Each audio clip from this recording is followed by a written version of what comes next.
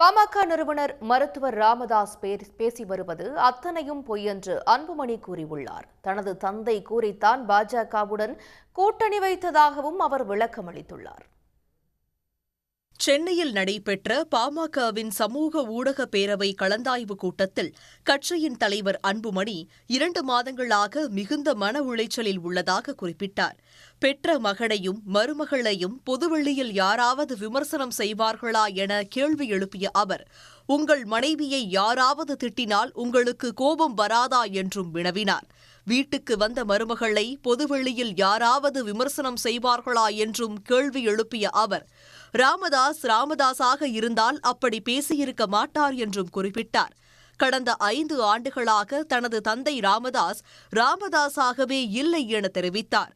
வயது முதிர்வின் காரணமாக ராமதாஸ் ஒரு குழந்தை போல மாறிவிட்டதால் சமூக ஊடகங்களில் அவரை யாரும் விமர்சனம் செய்ய வேண்டாம் என ஒரு மகனாகவும் மருத்துவராகவும் கேட்டுக்கொள்வதாக அன்புமணி குறிப்பிட்டார்.